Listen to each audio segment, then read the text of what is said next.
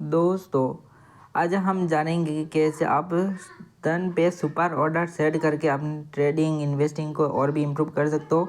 And दोस्तों ध्यान रखना, इन्वेस्टिंग के टाइम पे जो आपका स्टॉप लॉस या फिर टारगेट प्राइस सेट होगा सुपर ऑर्डर में, उसका वैलिडिटी 365 डेज रहने वाला है। ठीक है, तो इसके लिए आपको क्या करना है, फर्स्ट ऑफ ऑल धन में आ जाना है एंड उसके बाद यहाँ पर कोई भी एक स्टॉक को सर्च कर लेना है जिसको आपको सेटिंग करना है। ठीक है, यहाँ पर हमने सेट कर लिया, मान लो यहाँ पर बहुत सारा स्टॉक्स है ना हमारे सामने, तो उनमें से हमने कोई एक स्टॉक सिलेक्ट कर लिया। उज्जीवन स्मॉल फाइनेंस बैंक का स्टॉक्स को हमने बाय डिफ़ॉल्ट मान लो सिलेक्ट कर लिया। तो यहाँ पर जैसे ही हमने सिलेक्शन किया उसके बाद हमें क्या करना है, यहाँ पर बाय पे करना है क्लिक।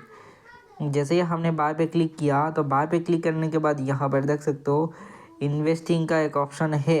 ठीक है, यहाँ पर इन्वेस्टिंग का ऑप्शन में क्या करना है, आपको क्लिक कर देना है, या फिर बहुत सारा और भी ऑप्शन है बट हम बाय डिफ़ॉल्ट इन्वेस्टिंग का ही ऑप्शन को सिलेक्ट कर लेते हैं।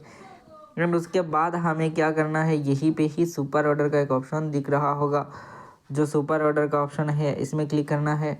तो जैसे हमने सुपर ऑर्डर में क्लिक किया तो यहाँ पर देख सकते हो सुपर ऑर्डर का पूरा फीचर्स ओपन होके आ गया है।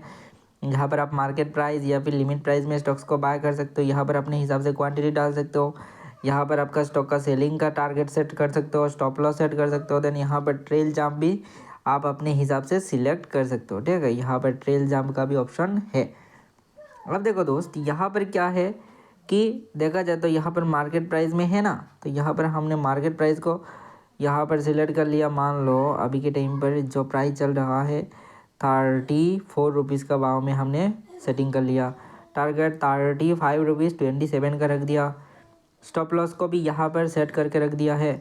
स्टॉप लॉस को हमने मान लो 50 पैसा डाल के रख दिया, 33 रुपीज़ 50 पैसा।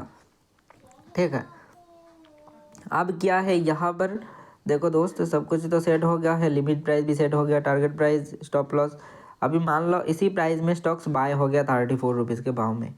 उसके बाद है यहाँ पर ट्रेल जंप, तो ट्रेल जंप में करना है क्लिक। और ट्रेल जंप का आखिर काम क्या है वो भी जानना ज़रूरी है। सुपर ऑर्डर में ये भी बहुत ज़्यादा बेनिफिट क्रिएट कर सकता है अगर ट्रेल जंप का ऑप्शन है तो ट्रेल जंप में अगर आप 1 डाल के रखोगे ना, तो इससे क्या होगा, अगर आपका स्टॉक जो बाइंग प्राइस है उस प्राइस से ज़्यादा ऊपर चला जाए तो आपका जो स्टॉप लॉस का प्राइस है ना वो भी इंक्रीज़ हो जाएगा।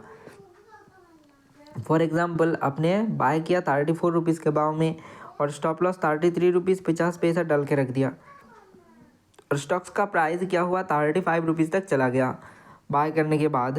ठीक है, तो 1 पॉइंट ऊपर चला गया, तो आपने यहाँ पर भी 1 डाल के रखा है, तो इजीली क्या होगा, आपका जो स्टॉप लॉस का प्राइस है उसमें भी 1 ऐड हो जाएगा। दैट मीन्स क्या होगा, 33 रुपीज़ यहाँ पर 50 पैसा था ना, वो हो जाएगा 34 रुपीज़ 50 पैसा।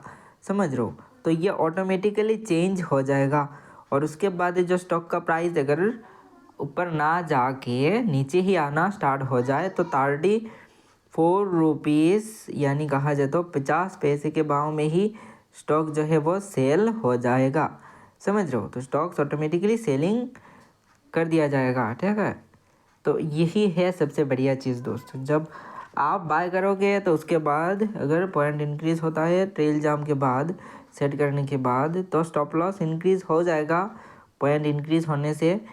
बट बाद में अगर स्टॉक का प्राइस ड्रॉप भी हो तो अपने जो सेट करके रखा था उससे ऊपर ही सेल हो पाएगा। इससे क्या होगा, आपका नुकसान कम होगा, प्रॉफिट ज़्यादा होने का चांसेस रह जाएगा। ठीक है, और दोस्त अगर अपने धन में डीमेट अकाउंट ओपन नहीं किया है तो डिस्क्रिप्शन बॉक्स पर लिंक है, जाकर फ्री में अपना डीमेट अकाउंट ओपन कर सकते हो।